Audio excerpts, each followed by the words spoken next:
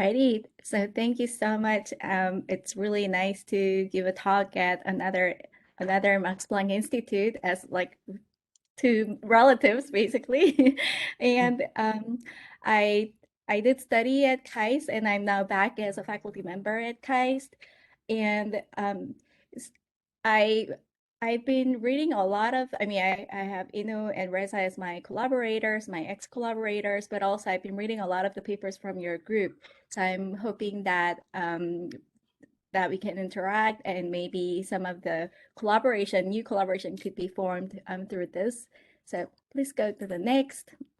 My topic is about data science, and I want to start with this particular slide because when everybody thinks about data science, it's like, oh, you need to have good programming skills, and maybe you need to be like a really guru in coding. And actually, I did work with top data scientists around the world, including, Meta, previously Facebook, as well as other institutions like United Nations, World Customs Organizations. And consistently, what I find is being a good data scientist doesn't mean that you are just good at coding, but it's your ability to really think beyond a single data set and your ability to maybe merge these two data sets together and have the imagination to ask the question. So this is just one example. You see all the traffic and the phone call logs coming out from New York City to the world. And if you just have this information, that's great. But if you start associating this information with geography of the users on the other recipient side, and you then also associate economic levels, distance, then you can start asking a lot of interesting questions like, adoption of technology or discrepancy of information across, different economic levels. So I think it's really the imagination that's really important. Next. So, so, so here's one example of what I mean by imagination and heterogeneous data sets. So in this work, you see United States, and this is, could you click one more? Oh, yeah. Okay. Maybe go back. Maybe the video is not working, but it's supposed to be a video. It's kind of like sparkling. This is a video file, and it's the regions that when a lot of Twitter users start adopting Twitter on a given city, then you get like a red sparkle on that city. And a very classical question here was, how does information propagate? How does technology gets adopted? And of course, because it's a technology, it's Silicon Valley and the Boston area that really starts the spreading. But what are the next set of places where people adopt? And you would imagine it's going to be populous cities like, Chicago. But it is actually the small little towns next to Boston area and Silicon Valley that were the second adopters of this technology. And that says, even when we have all these connections, all the availability to information, you really need to have social connection, proximity to the people who already adopted information. So it's really, this kind of data can disentangle what is the role of wealth of a given city as the social impact of social link in information propagation. So I like this kind of problem where you have this really classical problem that was really hard to understand. And by merging multiple data sets, heterogeneous data sets, you can start answering questions. So next. So let's actually skip one more. Yes, okay. So let's do a very quick thought experiment. And I would like you to, just voice out and answer whatever you think. So in Seoul, it's like 20% of the population in Korea lives in Seoul. It's a very, very crowded place. And we have the bus systems, the metro systems, but the bus system has been pretty old, and the city has been receiving a lot of requests to update their nighttime bus system. So let's say we are all data scientists working at the city hall in Seoul, serving 20% of the population in Korea. So how would you go about that? We already know for a given source and destination pairs, we know how many people are using a particular bus route. But how do we know the undetected demand for traffic between an unknown source and an unknown destination? So how would you go about that? So can anyone think of like some ideas for how to predict this? Anyone can just shout out an answer. What kind of data would you use if you were working as a data scientist and you have this task of updating the bus routes? Maybe I think the travel card can be useful for measuring the demand and supply. Traffic, Yeah, like a the metro card. card. Yes. Right, but that would already show only traffic between existing, places. But I think it's because it's another layer that's great. Anne-Marie. Yeah, maybe use the traffic data from people driving, because like probably driving is the most obvious substitute if there is no like public connection. As far as I remember, there was no Google Maps when I last visited. So like, at least for me, it didn't work, but like there must be some equivalent. So maybe you can use that. Yeah. So these are all examples, metro driving cars, these are all good examples of alternative, data sources that you can merge. So what Seoul City did was in Korea, maybe like 1/4 to 25% of the people use a single mobile company, and then the next there we have like three really, really popular ones. So just by accessing their logs, because our phones are connected to the cell towers and in the city, that you can monitor each people's movement in a 10-meter by 10-meter grid. So it's pretty accurate, and every few seconds it's logged. It's naturally logged because the phone needs to connect to the cell tower anyway. So just by using that information, it's a huge data set. Usually the ISPs would throw out that data set. But City collaborated with one of the ISPs so that they know where were people, working at Friday afternoon, and where do people go eat their dinner and, hang out. And by the time it's midnight, where do people go? So you kind of know where people wake up, where people, go to work, where people end up, throughout the night. So based on this data, the city updated the information, the bus routes, and it was called a huge success. So I think you get my sense for like why I think this problem is really interesting, and you really have to be innovative, not just be good at coding. Okay, so next. Okay, so as a former employee at Facebook, now Meta, inferring and multiple data sets could do a lot of the interesting inferences. One of them is romantic relationships. So on Facebook, you can declare you are in a relationship with one person, you are engaged. And when you do that, you get a lot of likes. But when you remove the link, it's not announced. It's pretty silent activity. And you can imagine every single day, there are going to be like tens of thousands of new couples that are being formed. And after about a month time, a lot of them disappear, So this forming of links, removing of links continue to happen. And we can do a nice natural experiment, which look at for a similar cohort, maybe just looking at 20 somethings, 20 years couples. And out of the people who became couples this month, what are the chances that particular couple will stay as a romantic relationship after 1 month, 6 months, and 1 year, right? And when people analyze how the network of two individuals change, what's the cohesiveness of the network, they could guess about 70% of the time whether that romantic relationship will last or not. So this is just one example, but you can think beyond that, because every platform, including Facebook, you have the messenger, and you know who are the couples. So you know what kind of emojis are sent between the couples, or what kind of emojis are sent between the people who are not yet couples, but they soon become couples. So it could be a business opportunity. The app could tell you if this is a green light or a red light, you shouldn't, move on further. So there are a lot of things that romantic businesses, there are a lot of inferences that are going on.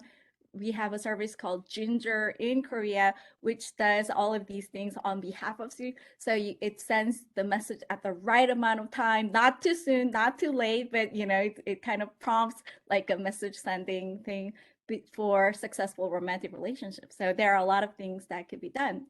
And this might be just fun, but in United States already about nearly 20% of the people who got married last year met online for the first time. So it's a serious business. It's about how we progress as our humanity and have kids and get married and so on. So it's a serious business. So next.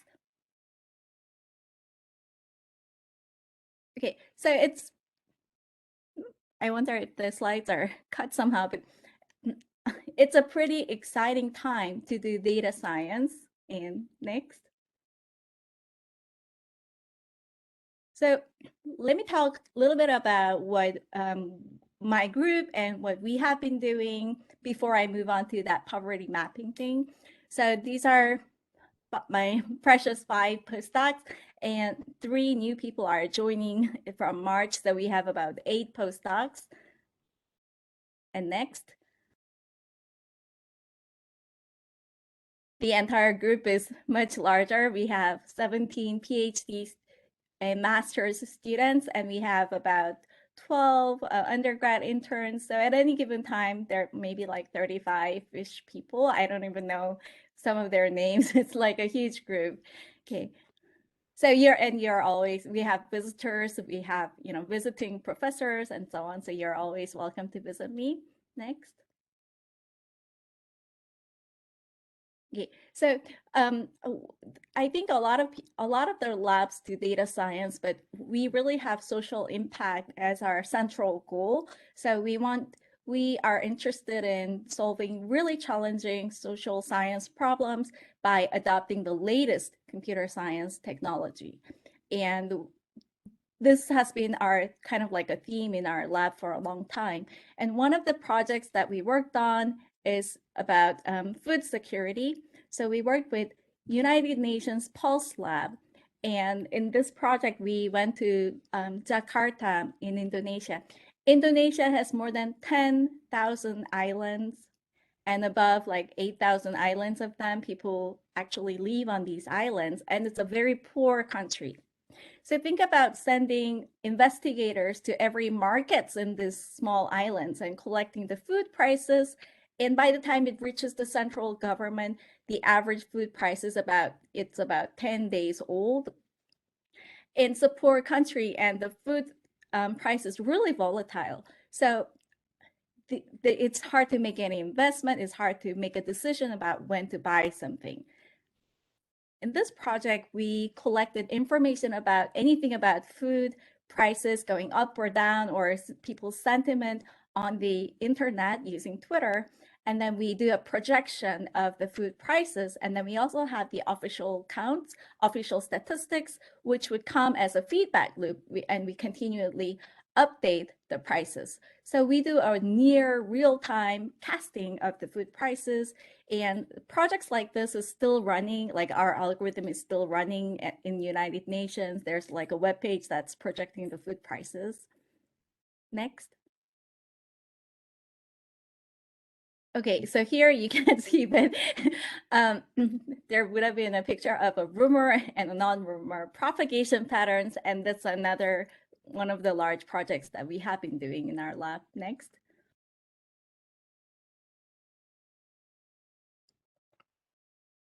Okay, during COVID-19, as a researcher looking into fake news, and Reza and I also worked on fake news topics before.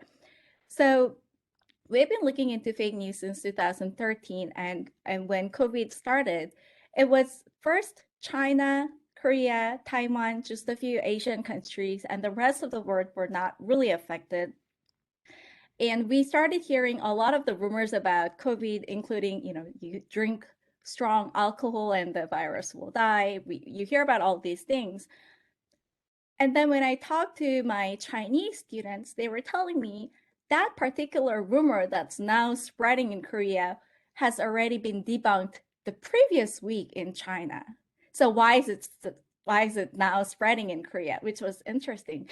And then we were the first country, so we had a bunch of rumors that spread, bunch of the things that got fact checked. But then we start seeing the same rumors being propagated in various other languages as COVID starts propagating to other countries. So this was really early, like in March of 2020, we posted online, okay, we have a bunch of fact checks from China. We have 200 fact checks from China and Korea that's already confirmed by CDCs in these countries. We just need someone to translate them. We'll provide the infographic to post them. And just people came about, and then they translated our fact checks into 20 different languages, and we started propagating, and it reached about 50,000 users in 151 countries. So this didn't start as a research project. It was just we didn't, couldn't do anything. It was just a side thing that what we wanted to do. But the data that were collected was so large, we ended up writing a paper about it, and we were invited to the WHO's infodemic conference as a very successful, public campaign, and we shared our insight. So I think this is like some one lesson that we learned was we have our research area. I'm not in no way I'm an expert in public health, but as a data scientist, we are really agile. We are partially open to service for any important question that would come up. And when this opportunity, it wasn't an opportunity, but when it came out, it became a really nice project. So we would like to continue to work in that fashion that, okay, our 20% of the time, let's say this is just a service time for the society. And then for the 80% of the time, let's do our core research. So that's how we work in our research group. Okay, next.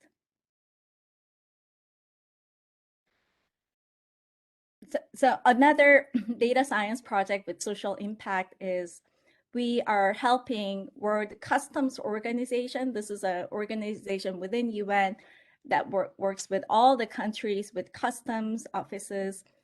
And a lot of the customs detection is really could be algorithmic. Developed countries have algorithms running, but a lot of the developing countries still rely on manual inspection of customs officers. And during COVID, this was hit really severely. The customs officers couldn't work properly. And that was the time a lot of the smuggling was happening. And tax revenue from customs sometimes take up 30 to 40% of the country's revenue. So it's a huge thing. So we stepped out and we offered that we could help maybe develop a deep learning algorithm to detect frauds from non-frauds. And the World Customs Organization now provide us with data from 5 African countries with complete labels of which one is fraud and which one is not non-fraud. And then we do the algorithm, we ship them the code.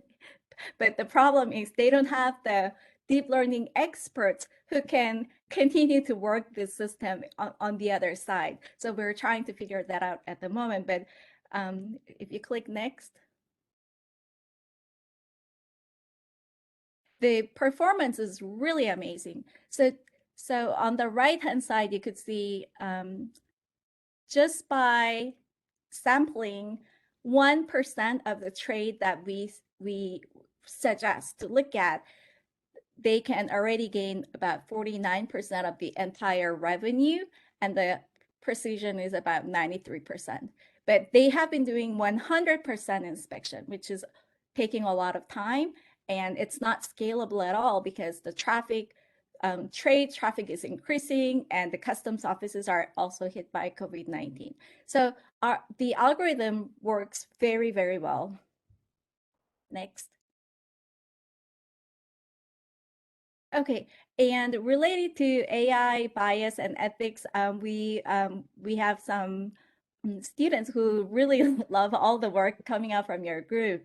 So we also have been looking at if AI and robots are doing any making faulty decisions, who are to blame?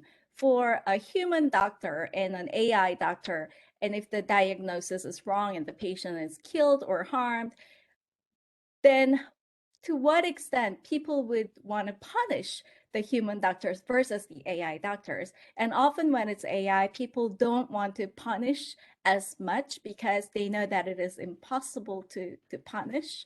So, but then they still want to punish, but they're not able to punish. So there's this unsolved gap. So this is called the punishment gap in the research. And we asked them, okay, so how much do you think would be a punishment, gap? Considering scenario A, B, C. So we ask a lot of things. And we also ask about if there would be any rights that you would like to give to robots and AI, what would that be? Is that copyright, or is that, some rights? And that was our CSCW paper last year. And one of the really interesting response we got was the number one right that people agreed to give was the right for robots and AI not to be treated cruelly. So you remember the Boston Dynamics experiment, like person kicking a robot and so on. So for a robot, it doesn't matter, the robot doesn't feel any pain, but that was the number one right that people that people wanted to give to the robots. And this, when we ask why, there's a whole reasoning of by not promoting these cruel actions, we are sort of setting our boundaries for what humanity is, and we also see that children watch what we do. So that was a really interesting finding when we did a lot of the surveys. That came out as the number one right. Okay, next.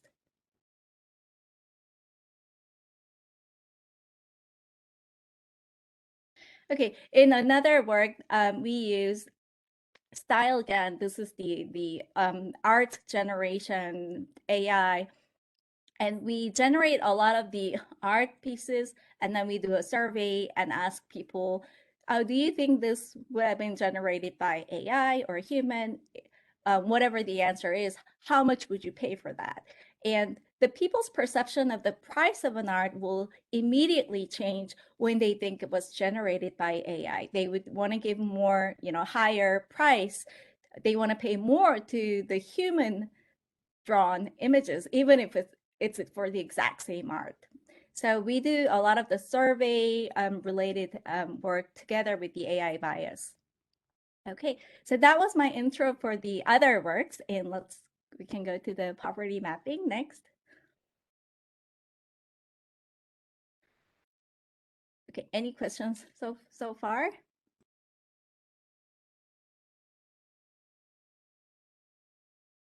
Okay, you can stop me anytime. Next. Okay, so we started to look at poverty mapping. I mean, we have been looking at food security for a long time with a lot of the organizations, but this problem of looking at satellite images started in 2009. So we discovered this paper. I mean, some economists visited our lab and presented this paper. And it's looking at satellite images, daytime images, applying machine learning to predict poverty. So on the right-hand side, you could see it's highlighting which regions are urban. And the second one is which regions are rural, which regions are water, which regions are roads.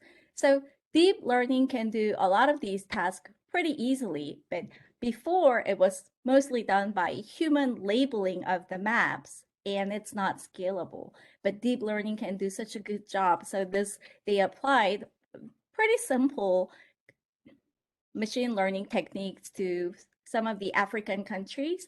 And then they correlate the survey data gathered from those regions. And then they find that whatever the deep learning predicted are in high correlation together with the survey results. So that was the paper, and it was in Science 2016. So immediately, the question we wanted to ask was, we have our neighbor in Korea. We have North Korea, which is like a black box. Nobody knows since the sanctions and with the new regime in 2011 with Kim Jong-un regime. It's been like a black box. Nobody knew how well or how poorly it was doing. So why don't we apply that? So that's how our project started. Next.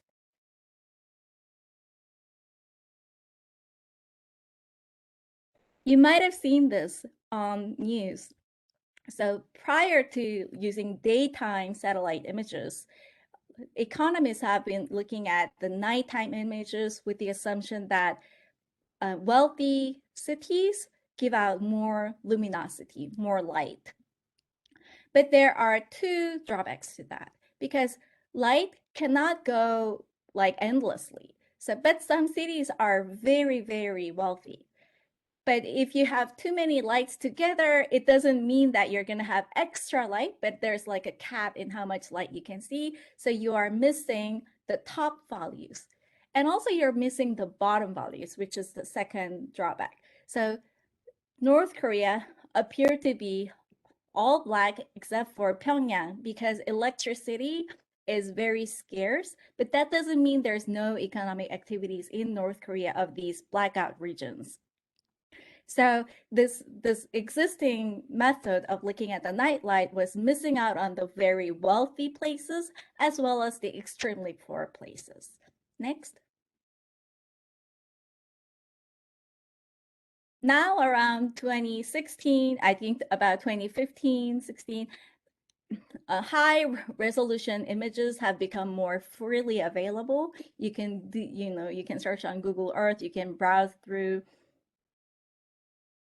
And here we are looking at one of the cities in North Korea from Google Map, and the left-hand side across the river is China, and the right-hand side is North Korea city called Namyang train station. This is 2011, and is that 2016 or 18?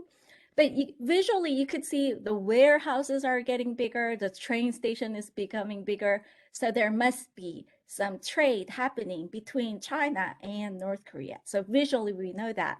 So what we want to do is, can we do that with teach the machines to actually infer these things happening? And there's something about the zoom level.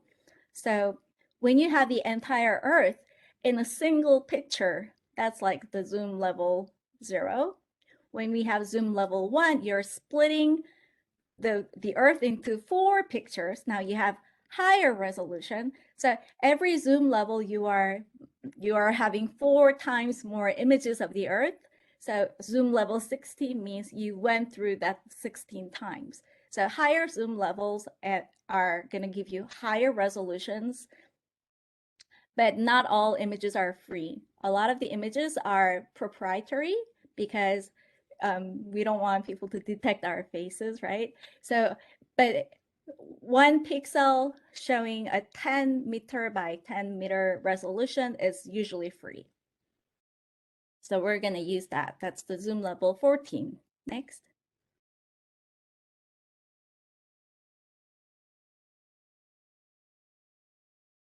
Okay, so that was the present. Now, daytime images are becoming available even for North Korea, restricted areas like North Korea. And maybe in the near future or now happening is computer vision techniques are getting really nice so that we can even track the houses, we can get the traces of the houses, we can count how many cars, how many airplanes, and so on. Okay, next. Okay, let's skip next. All right, so this is our problem. So given a satellite image, which is a grid shaped, It's not like a shape like a Barcelona, like a city. It's just grid. That we have to teach a computer, we have to teach a machine, and so make it spit out what is the economic level, what is the education, what is the inequality level, some measure that we would like to know. And this is our problem. And when you have existing data sets, that means you can train the machine so that if you see a picture like this has how many population. If you see another picture like that, this has how many population. So it's like giving the machine a lot of the labeled images, like this is a cat, this is a dog. And when the machine sees enough pictures of cats and dogs, it starts distinguishing the cats and dogs. That's called supervised learning. But the problem with North Korea and very poor region is that there is no label. We just have images, but we don't know if it's a cat or a dog. The machine needs to be able to do that on its own, which is called the unsupervised learning. Okay, next. So you can imagine it's going to be pretty challenging. And another challenge is a lot of the statistics that we see, like population per city, population per district, it is for the area that is arbitrarily shaped. It is not for a grid shape. So we need to be able to translate that grid shape into that arbitrary shape. Next.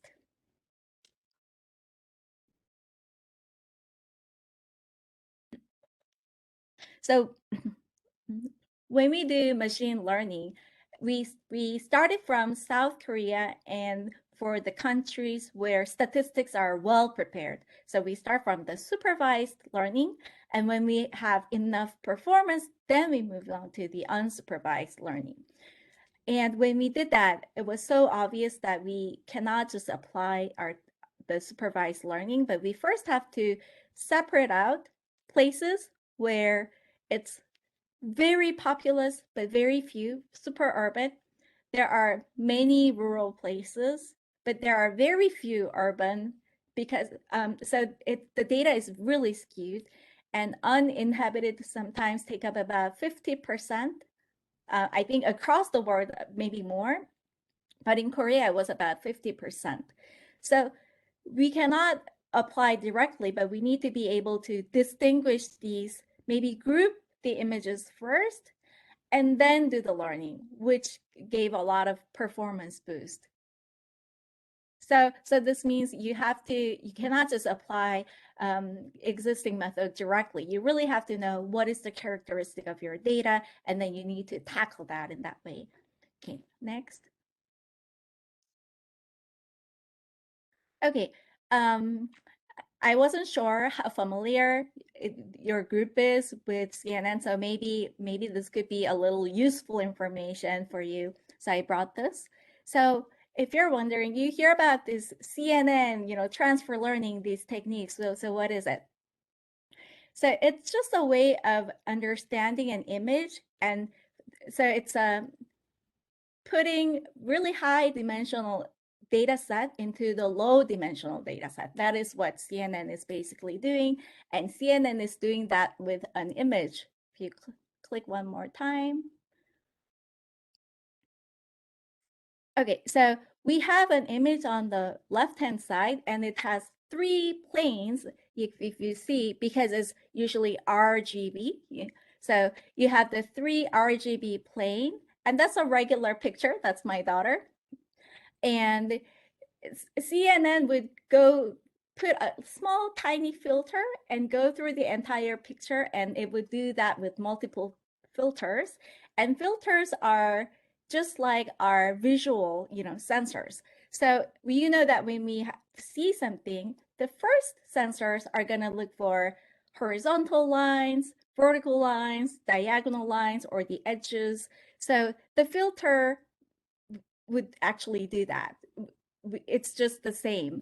So the filter, to make it a horizontal line, you would just put 0, 0, 0, 0, and in the center you would put 1, 1, 1, 1, and then 0, 0, 0. And then if you multiply that small filter matrix with the image, you can then detect, okay, there is a horizontal line, there's a vertical line, there's a diagonal line. So this is how you understand the image. And every time you do that, because now you only get the final information, you can reduce the dimension, and ultimately you can reduce it to a pretty high, you can reduce it. And at that level, what you see is information would no longer be the horizontal lines or the vertical lines, but it would represent something like a nose, a ear, some characteristics. And if you go even deeper, that means you're going to have characteristics of a female person, a male person, a cat or dog, and so on. Okay, next. Okay, so having that in mind, you can imagine we have just the image of a satellite image, and then we are projecting that all the image pixels into some dimension, some embedding space. And we can do that with a combination, not just one time, but we do multiple times CNN, and then we do get some average statistics per for rural places, urban places, uninhabited, and then ultimately the machine will be trained to sort these images very quickly. So next. So once you go through the model, every single image will become like a small, like one dot, one data point in a high dimensional place. Here we're just projecting that to 3D, just a 3D plane so that it's easy to see. It started as a bunch of images of any country, but if you start training the machine, these images will be projected in the plane such that all the rural places are aligned, all the urban places are aligned. If you go to one direction of that embedded space, you're going to see even more urbanness or more ruralness. Okay, so what you see, it doesn't have to look like this, but it just means that embedding is visually meaningful. And we could also get higher performance than the science paper that we initially started with. So our model is working pretty well. Next.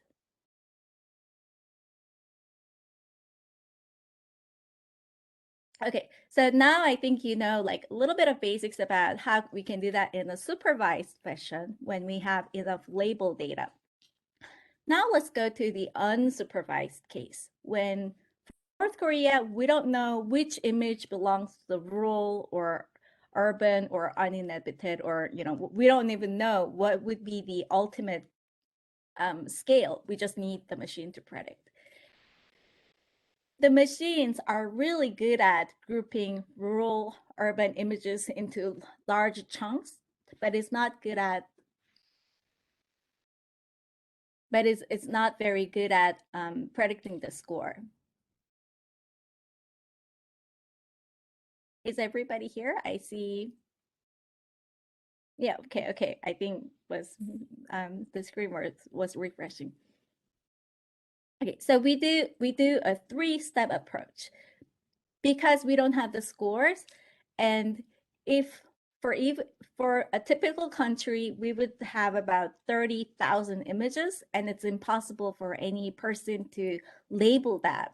So what we do is we ask the machine to group them. So click one time.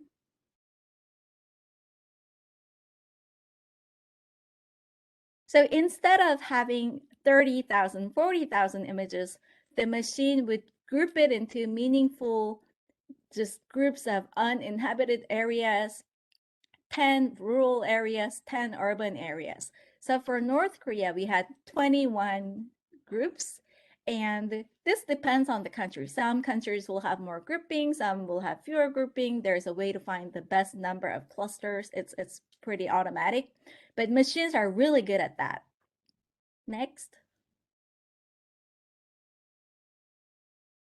So machines can group similar looking images very well, but machines cannot tell which image is more economically wealthier than the others. And it's a non-obvious question because some places like slum look really, lots of containing human artifact, but that doesn't mean it's a wealthy place. And some places have very separate housing in the rural place, but it could have a large swimming pool. So it's a wealthy housing, but machines cannot tell if houses are separate because it's just poor or because they have enough, land. So, but humans can easily do that. So when machines group similar images and the group is not large enough, humans can do that. So we ask humans to sort these 21 groups. And it took about 1 hour for each person. And we weren't sure who's going to be good at that task. So we hired economists, we hired geographers, we also hired North Korean defectors we had to contact them through some organization, but we hired them and because they know the North Korean places better. But it turns out, having that expertise sometimes help, but not that much. So basically anyone can do this job. So, and then we merge the average score and click next.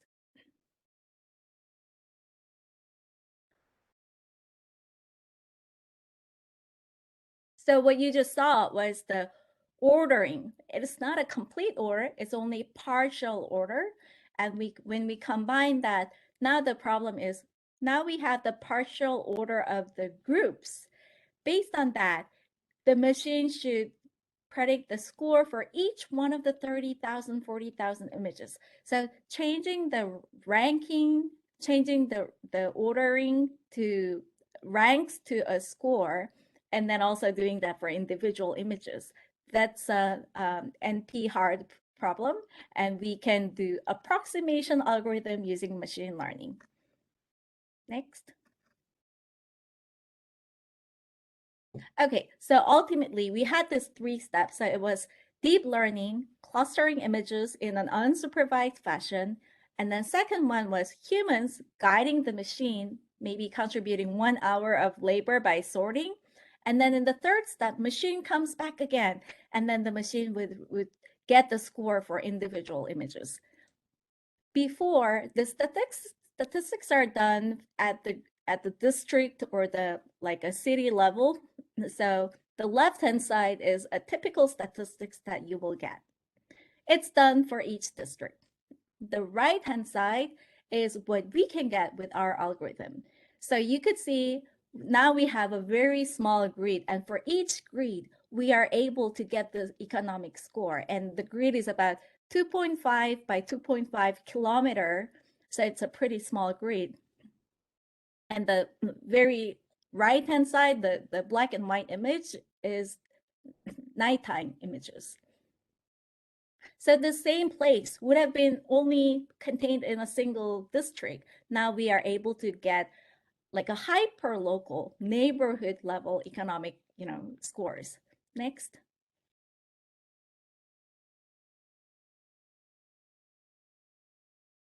So did we actually find anything interesting?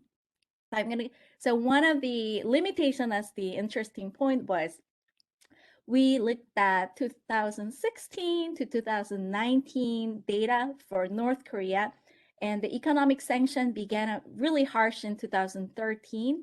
And the very last public statistics by United Nations is released from 2008.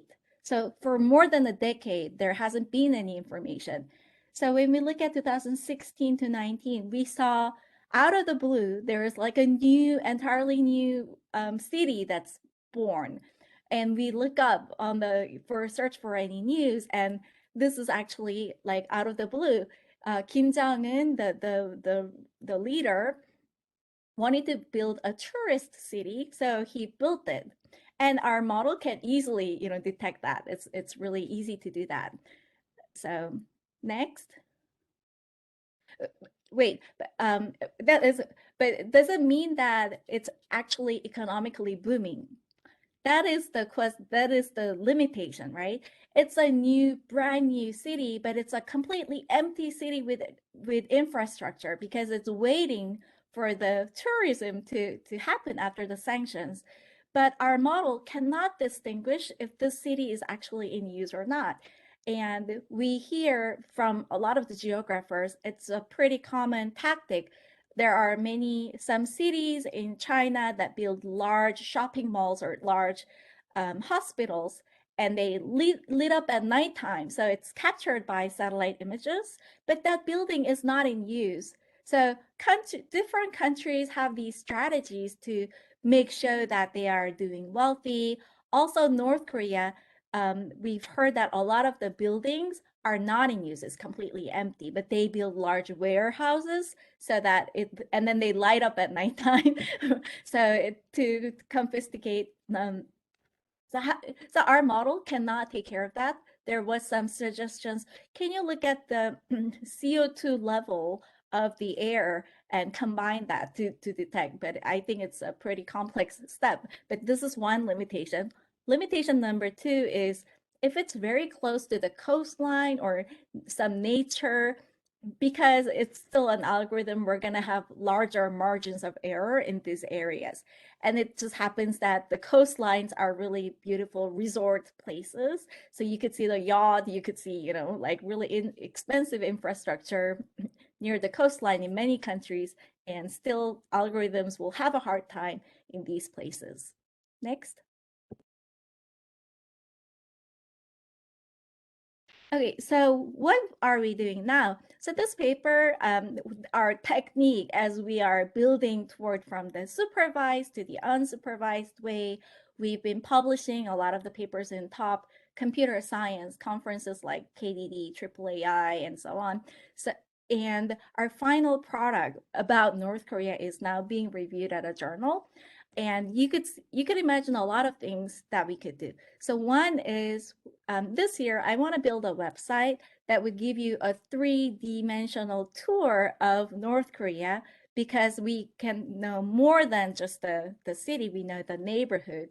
So it's like we can overlay this information. You can also imagine using Oculus and just visiting to see like, how things are there. So that's one.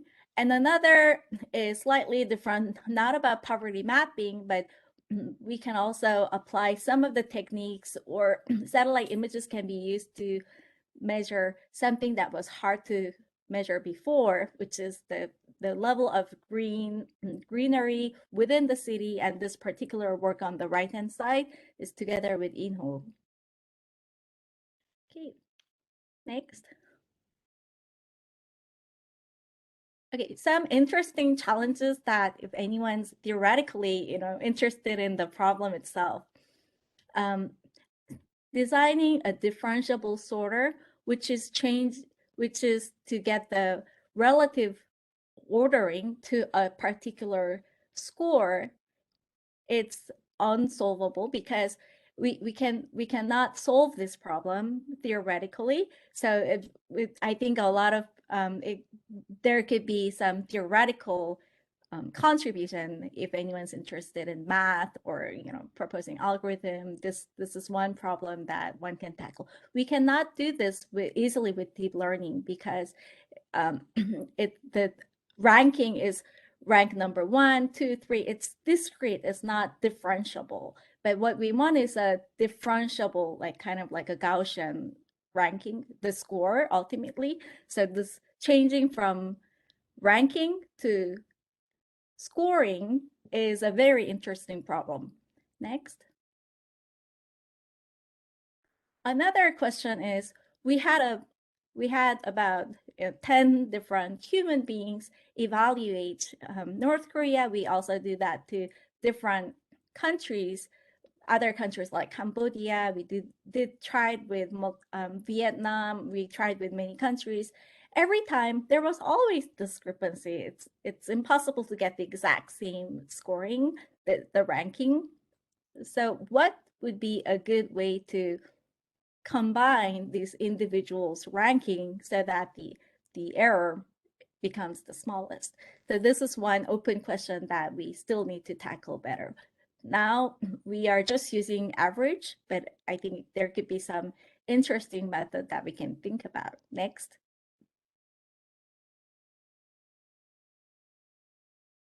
Okay, some other things that we are doing now is we have this algorithm that can work in both supervised way as well as unsupervised way. And you can imagine when there's a little bit of labels like weakly supervised. So how can we make use of this algorithm? One immediate thinking was we can use it to disaster-struck areas and do the before after to measure how much damage there would have been because of the disaster.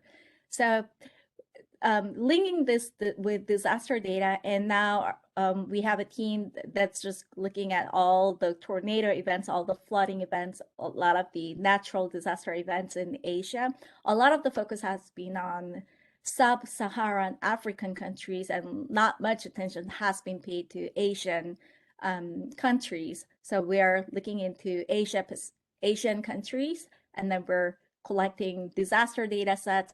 And then we have to get the before the disaster and after disaster satellite images to compare the impact. So that's one direction that we're doing. We're talking with a lot of other organizations to further, now that we kind of get a sense for what we can do with machine learning, we are interested in knowing what are the needs and how we can, help whatever their goal is. Okay, next.